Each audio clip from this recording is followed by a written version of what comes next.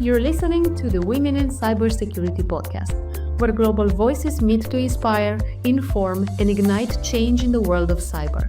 Hosted by Yuri Diogenes, Alexandra Francu, and myself, Yulia Iancu, we bring you real stories, expert insights, and bold conversations from the front lines of cybersecurity. Now let's dive into today's episode. Hello everyone, welcome back to the 5th episode of Women in Cybersecurity. Today we have a special guest. She's one of our friends. She's been part of the Women in Cybersecurity Program. She's been our colleague, and we're very excited to have her today, and we're happy and thankful for you as our listener. And now I will leave Alexa to give us a short intro about Madalina. Hello, everyone, and welcome to today's episode. So today we're welcoming Madalina Dobre. She's currently a senior cloud solution architect for data and AI at Microsoft, with over 15 years of experience in BI, big data, and cloud technologies. Her career spans leading roles at Oracle, Endava, and TeamNet, where she specialized in designing secure, scalable data architectures for both public and private sector clients. Madalina has also served as a technical trainer and BI cloud expert, empowering professionals and partners through education and innovation. Her journey from BI consultant to cloud architect reflects a deep commitment to data-driven transformation and secure cloud adoption. Passionate about mentoring and knowledge sharing, Madalina brings a unique perspective on how women can thrive in tech and cybersecurity by building strong foundations in data and AI.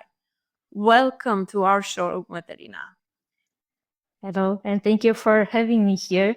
This is kind of more emotional than I expected because I already know you for so many months, maybe years. So yeah, I'm so happy to be here. Thank you for the invitation.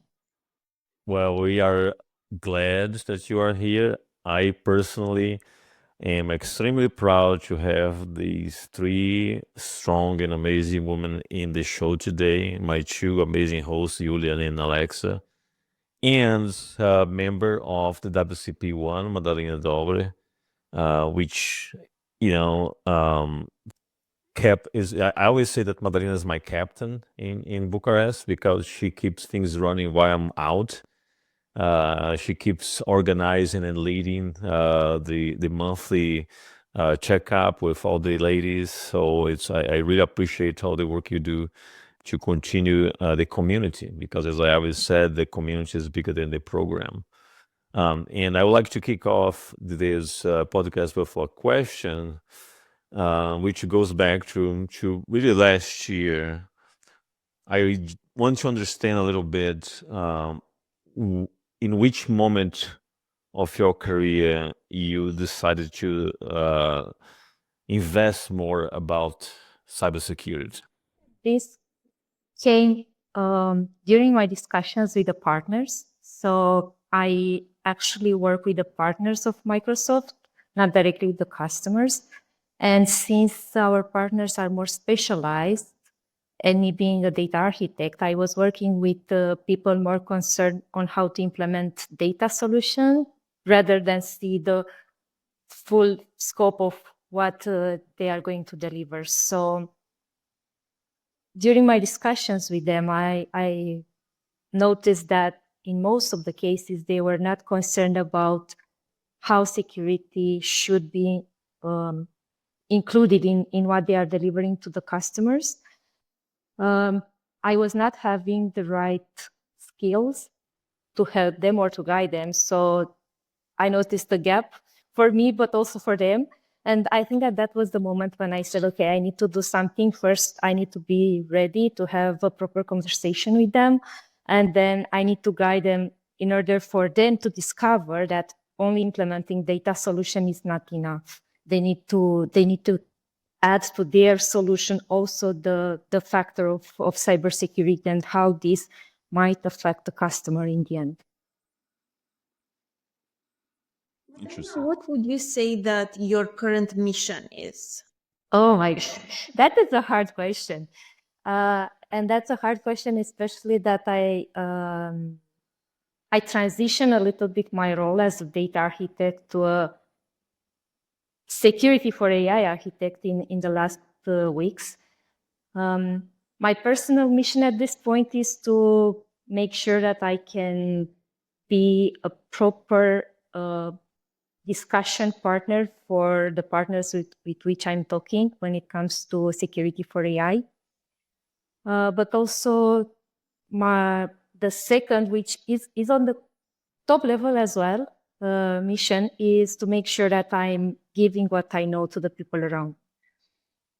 And this is not only related to cybersecurity, but also I can say that I've been through a couple of situations from which I've learned a lot of things, which might be useful for other people to understand and to make sure that whatever things are happening are not the end of the world. So this is what I'm trying to make as my personal mission. And you mentioned that you joined a program or you joined the cybersecurity path because you wanted to help your customers. Now I'm curious how a program such as Women in Cybersecurity helped you with this idea. I think that, first of all, it helped a little bit when it comes to the trust in myself. Because, yeah, as both of you, Alexandra and Julia, know, we in Eastern Europe, we are kind of teach since we are young that we are not good enough. We should not open our mouth to say anything if we are not the expert in the room and so on. So I think that joining the Women in Cyber first helped me as a person. It was not easy, especially that I didn't knew anyone from the group.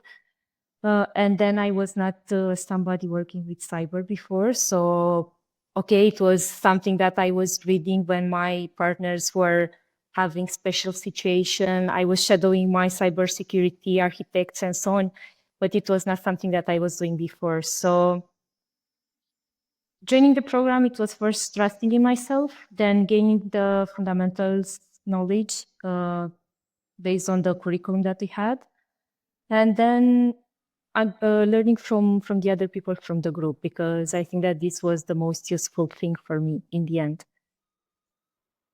I love that. I love that because you talk about building your self-confidence. And I'm a little bit biased because I know you for some time now. And I know that you have one of the things that you do very well is you keep going regardless of the circumstances around you. So your resiliency is extremely high for adversity. And I think that this is a very important soft skill for anyone, but it's more important to cybersecurity professionals. What really, actually, let me just, I still have it here, something that you gave it to me last time, which is this, right?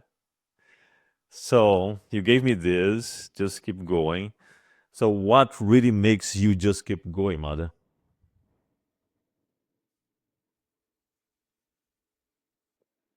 I think Don't get that emotional. Don't get emotional. no, I don't want to give answers in a hurry. I just want to make sure that I'm giving a proper Yeah, answer. yeah. Take your time. I think that what motivates me is the fact that I see a lot of amazing and talented ladies around me, which lack the courage. And I can give you an example because yesterday I was invited as a volunteer to a local foundation that are helping either young people or people who are going through career changes. This program is for upskilling them.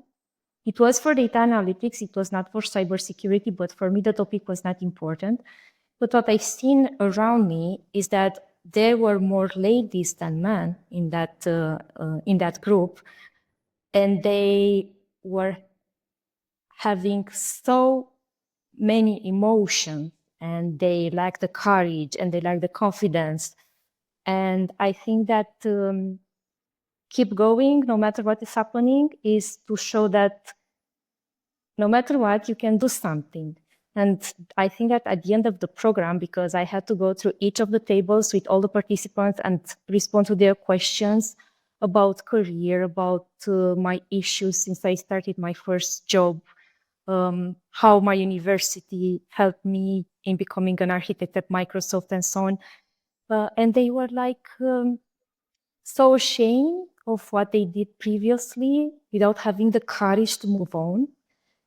And I think that this is something that inspires me all the time to show people that no matter how bad the things are, if I can do it, I think everyone can do it because I don't have anything special comparing myself with anyone around me. So yeah, this motivates me to keep going.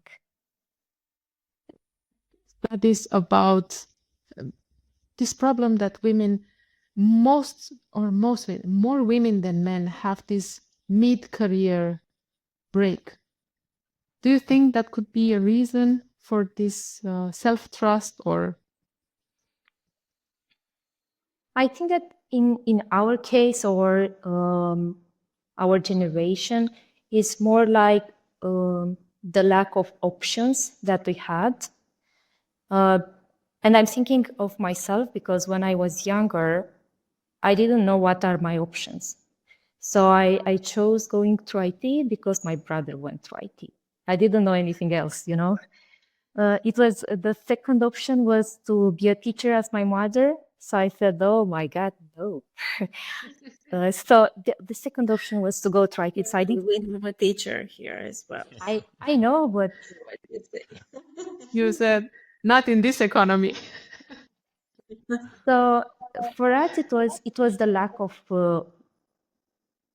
knowledge, I would say, but not knowledge of what we know, but knowledge of what exists around us. I didn't know that there are other universities than the computer science one. I didn't know that there are other professions. And this is what I've seen yesterday as well in the group in which I was part. There were a lot of people that started with a role that was not a fit for them, and they were afraid to do the change until they were kind of burnout, but not of the work, but of the emotions that they were feeling each day at their work.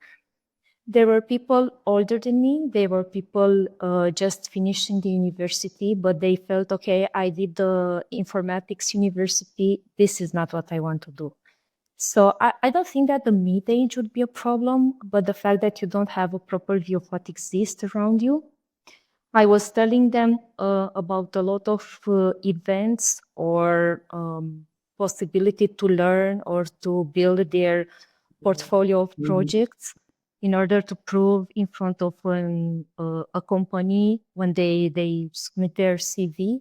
And they were not aware of very simple things because they are in their specific bubble, let's say, without having the opportunity to learn from other people about other opportunities that they can use.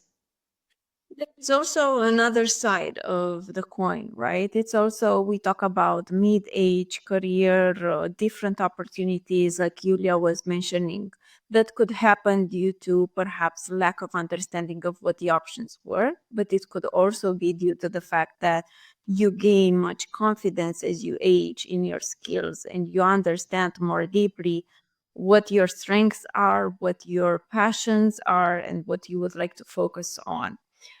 So first, do you identify with this version of yourself now after, let's say, so many years of corporations and exposing yourselves to different environment? Do you feel like now you know that this is me, Madalina, this is my identity, this is for sure what I want to do further on?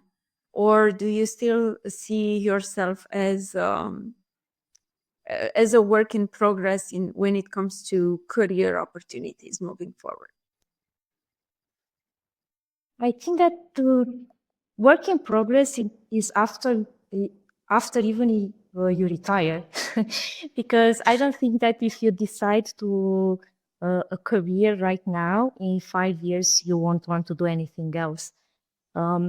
when I started my career, I was a software engineer writing code in C Sharp. Then I moved to data. Then I moved to consulting. Now I'm an architect, or I was an architect for data. Now I'm doing it for security.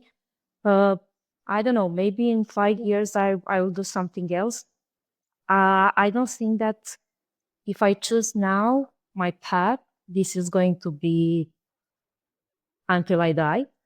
I think that at least in my case, I prefer to adapt to what is around me to find things that I can leverage in my new career, let's say, to make sure that I'm still using my soft skills, because this is something that everyone should develop, no matter if you are talking about an IT person or somebody that is doing something else. And choosing one path might limit your options in the end.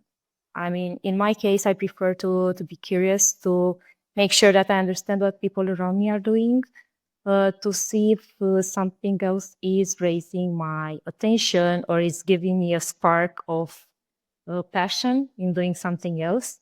That's why I moved now to the security part. I never thought that I'm going to do this ever in my life. I never planned it, honestly. Yeah, things I don't want to put myself in a box saying that, okay, I will do security until I retire, or I'll do data until I retire. I prefer to keep the box open and to see if something else that appears is going to make me even more passionate about what I do day by day. It's admirable, and it also takes courage to switch roles and have an open path and continue learning. Then I'm curious what drives this wish to evolve and to this what drives your curiosity? Another funny story about me is that when I joined Microsoft 5 years and a half ago, I knew nothing about Asia. So I was like zero. But I had a comfortable job in my previous company that I was working for. So for me, it's like if I become too comfortable, if I'm the go-to person for everything, then it means that I need a switch, because I'm no longer on the learning curve. It means that everyone is looking at me that I have all the answers, which it's flattening to know that you can help everyone and you can solve all the problems. But in the end, if I can answer to the questions, what's in it for me as a professional? Because I don't see that I'm evolving. So the curiosity is more related to the comfort. I prefer to go out and, let's say, be a little bit uncomfortable with new things, rather than keep it going, be the star, be the person that knows everything and knows everyone. Because when you know people, you learn from them. So I prefer to learn from various directions rather than keep myself in the nice light that you can get after a couple of years doing the same thing. And I think that from this group here, I'm the only one that already closed the box and said I'm not leaving this field of cybersecurity, probably, because I'm probably the only one that is close to retire from this group. Then there is make no sense for me to change, and I invest too much of my time in this field anyway, and I love this field, and I don't see myself doing something different professionally. Of course, after retired, I have many other plans to do different things, but until then, this is the field that I love. But I like that you are keeping yourself open to different opportunities. Now, one thing that I'd like to explore with you, because we started this discussion talking about your participation on the WCP and how it helped you to build self-confidence and everything. What is your take on the importance of having a community of of people that are trying to achieve the same goal? Because one of the things that you are keeping alive is the WCP community, regardless of the program. And your drive initiatives, and you trying to put everyone together in a room at least once a month. Why is this important to you, and how it benefits you being part of a community? This one, I think that it comes with what I missed in maybe previous jobs or previous roles that I've had. Because when you are alone, you know an answer, but is that answer the right one? So this is not the first community on which I'm working. I was actually building communities in other companies where I was. But I think that for this one, I feel the most closest to, because I've seen in most of the participants, I've seen myself. I've seen my emotions, my struggles. It's never comfortable for me to do those, but I think that if nobody is doing it, then we are still alone. And Every group needs a person like you. yeah, I think that this comes with what I've missed. I missed a lot of discussions on the technical side, but also on the personal side, because we are doing the connection. Because if I'm having a problem, I know to whom should I reach out. Because if I go and see the person face to face, there is a connection that is built between us, rather than here on the virtual environment. It's a little bit difficult to to make that spark between two persons. And I remember the first time when I proposed to you, Yuri, that I would like to do those kind of sessions.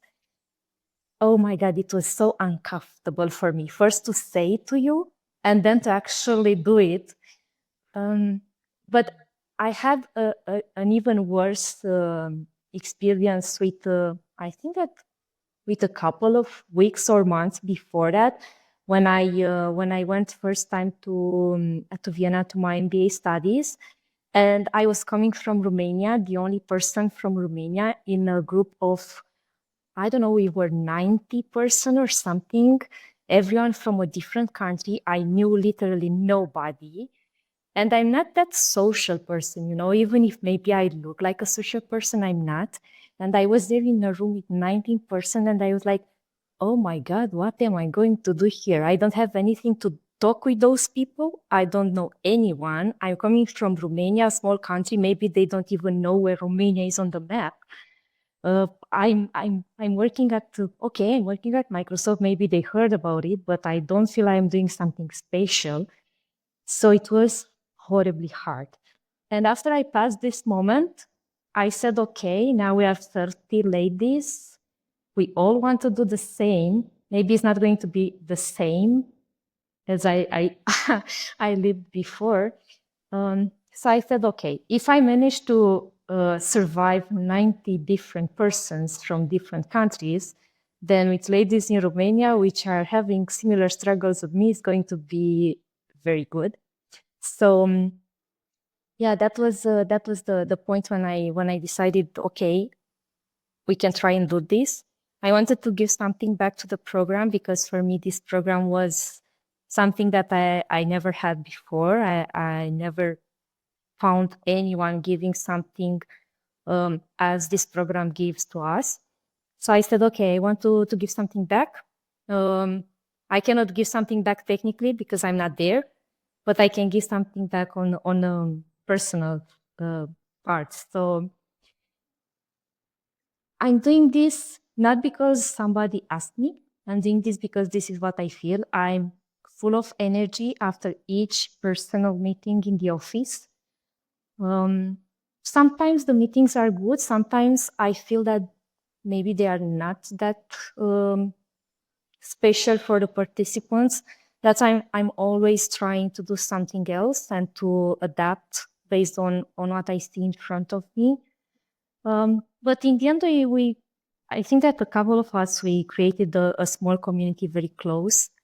I'm constantly talking with some of the ladies. I'm constantly sharing my struggles. I'm constantly listening to other struggles. And I think that this is the power of the community. I don't even care if somebody is technical enough or more technical than me or less technical than me. I know that in this community, if I have an issue, for sure somebody will listen to me and will help me in the end. Beautiful, beautiful. Please tell us how you got over. I'm sorry. I'm really curious how you got over with the 90 people situation. Uh, That's the secret. Yes, that was it was very nice because everyone was very fancy with suits and very serious and with a lot of cocktail tables and so on. Um, and I was like, yeah, I'm so small. I don't want to see anyone. And in the end, I've seen a small lady like me, 1 meter and a half, let's say. I've seen her name, and she had I think that a Spanish name, which I resonate more with the Latin people because, okay, we are Latin. It's easier for me to interact with somebody. So I've seen that we are having some small badges on our codes. I've seen her name and the specialization, and I said, okay, she's a Latin person. I love those kind of people. Um, she's done the same specialization like me. Okay, this can be a starting point. So I just went, I introduced myself and I said, oh my God, let's hope that she will be friendly with me because otherwise I won't go to the second person. And yes, she was very, very friendly. She was actually not in the same class as me. Uh, and she was doing a condensed program, not the partner that I was doing. So she started to explain a lot of things that could have helped me. So this is the power of the community. If you are connecting with people, you learn a lot from them. And then yeah, we blend together to the other people. So it was easier with those small badges, and you were like, oh, you're in the same with me. Yes. So where are you from? What have you done? But breaking the ice, it was horribly hard. I was thinking, what am I doing here? It was better home behind my computer. Nobody was listening, watching me. I need to vanish from here. Okay, so the secret is finding an ally everywhere we go. Yeah, you need to search somebody that you might think that is going to be next to you, and then everything is going to be much, much easier. I'm very curious to learn about your MBA program. Could you tell us more about it? Like, what is the specialization about? What made you apply for an MBA? What did you feel you were missing?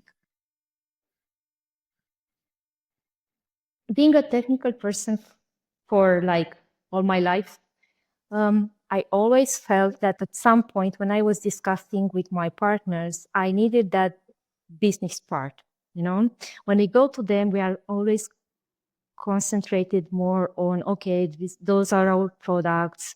You are having an issue. Let me explain what I can do for you and so on. But we were, at least in my case, I was always missing the business overview that another company is having. So that was one thing. I felt again that something is missing from what I know that can improve my approach with my partners. And then I think that it was more a selfish reason because I felt the need to validate myself and my skills, that I can do more than what I was doing day by day. Yeah, I found a university in Austria, uh, the economics university in Vienna, having an executive academy. What I liked about them was that they were specializing their programs, and I found the digital transformation and data science one, which were more closely on what I know. And I said, okay, I can bring something to the program while I learn something else. And yeah, that was the point in saying, okay, I can learn, but I can also validate that I can be better than what I see myself doing day by day.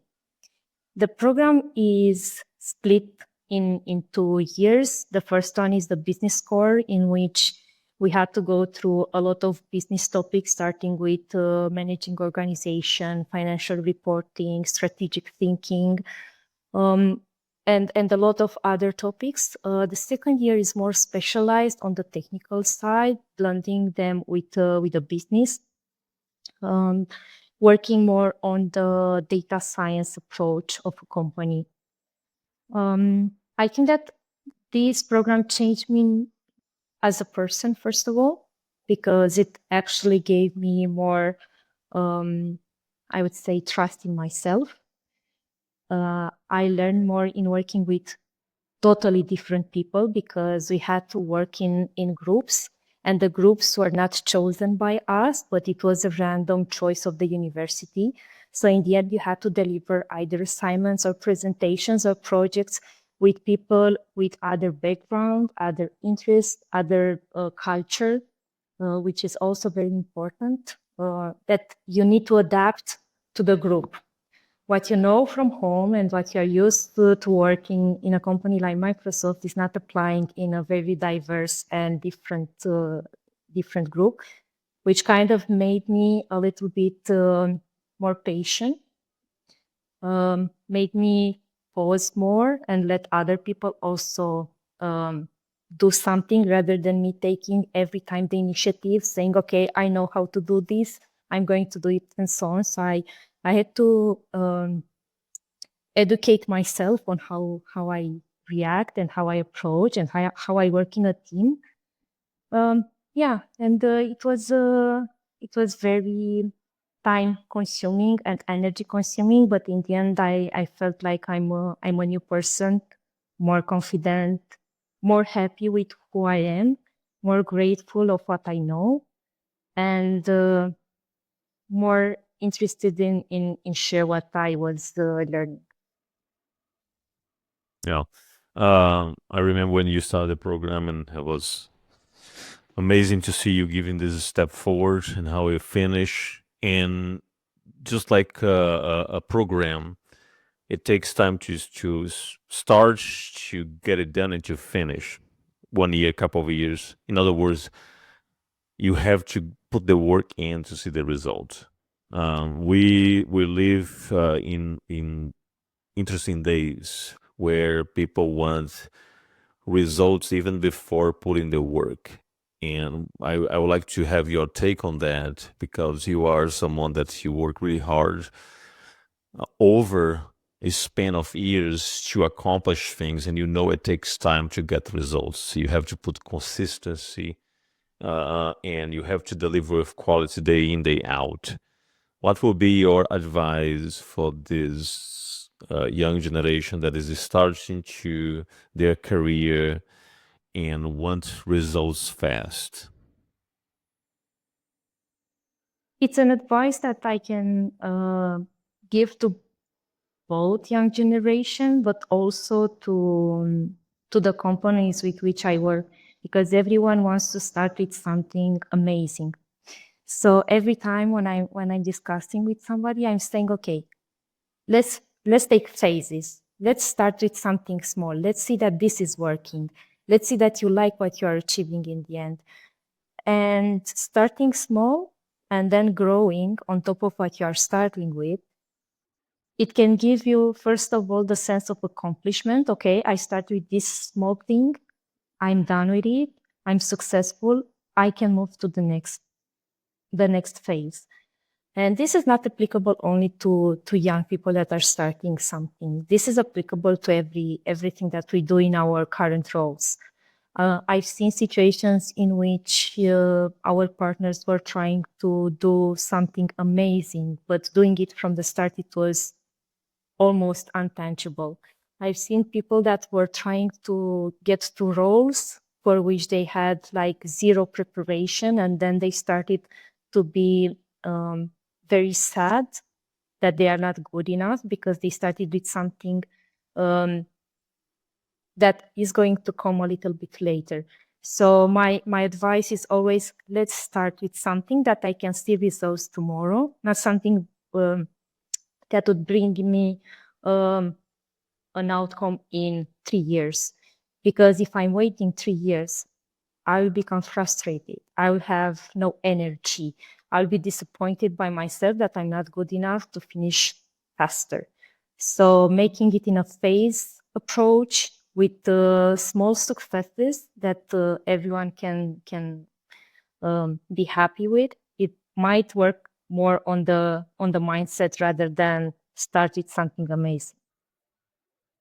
What advice would you give to someone who wants to enter this career path, wants to enter cybersecurity? I think that connecting cybersecurity with what they are currently doing, it might be a good start. This was in my case. I was doing data, but you cannot use data without thinking a little bit broader. So I'm doing something and I'm bringing something on top of it.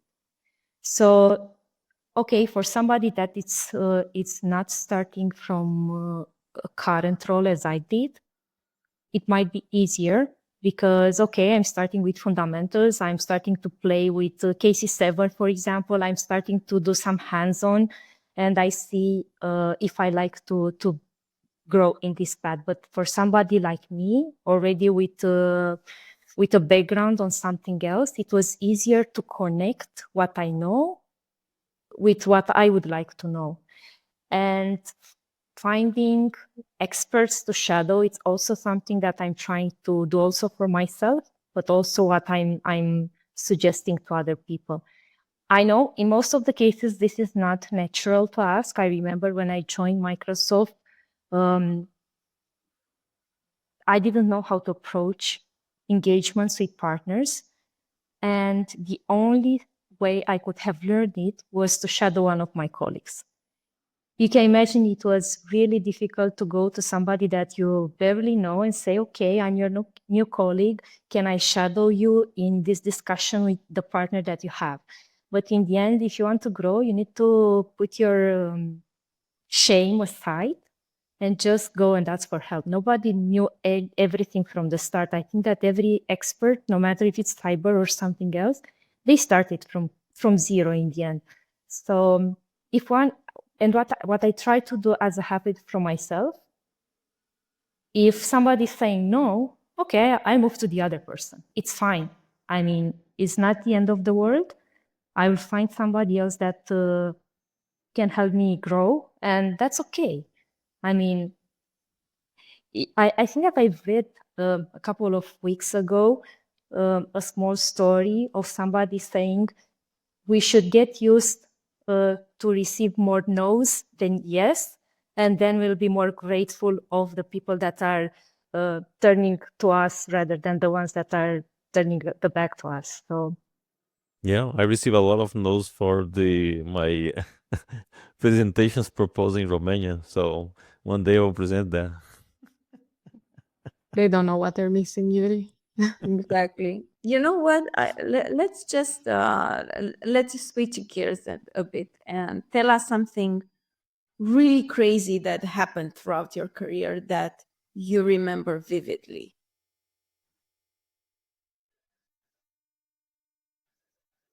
it could be a positive one or a negative one. It could be both. You know how sometimes negative experiences actually turn out to be good ones?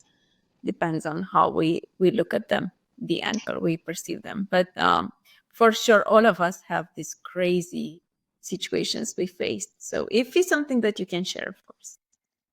So I'll start with the negative one, then we can end the question with a positive one. The negative one, which happened like 20 years ago, I was a student and I was applying for internship roles. And I remember that I went in Bucharest, one of the career series at the university. And I went to a specific company. I don't want to give names because they are a huge company and a successful one. I went through them with my CV saying, okay, I want to do an internship. And the HR just looked at my CV and they said, oh, I'm sorry, but you are not computer science, you are automatics, and we don't want people that are from anything else that's computer science. And I felt so bad because you didn't even talk to me to see what I know, and you just classified me based on the university that I'm doing. So it was really heartbreaking. I never applied for that company, and most probably I will never apply for them because I prefer to be assessed of what I can say and do rather on what it is written on the paper. And I can imagine how many students are in the same situation, which is, it's not that good, unfortunately. And the positive one, because I want to give a positive one as well, I think it's more related to the trust that I can build with my partners. And I think that it was a surprise for me to hear from a different team that I was mentioned in their connects as being a supportive colleague. And that specific partners, again, very big ones, which I don't want to give names, provided a good, let's say, feedback about myself. But in my opinion, I didn't do anything specific. I was just being there for them. I was answering to questions, and most important, I was honest with them. Because we usually tend to respond to questions if we do not know the answer. And the other person, in most of the cases, they can read that. So I think that being honest and build the trust, it was something that I think that remained close to my heart when it comes to the positive things. Awesome. Mada, one of the things that we discuss about is, and I think that this topic is coming over and over. You said that the WCP brought you self-confidence and the MBA brought you self-confidence. And those things been happening for the past couple of years, right? The WCP was last year. You finished the MBA this year. So if you do a self-assessment right now in terms of self-confidence, right?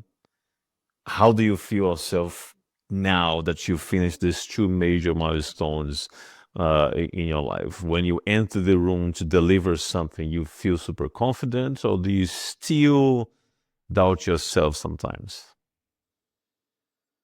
I think that I still doubt myself sometimes. But little less. Of course. I think that what I've learned most is that if you go with an open heart, if you put yourself there, what we fear most is not going to happen. At least in what I noticed around me, we fear about delivering presentations, for example, because we fear that we forget. We are saying something stupid. People is going to laugh about us.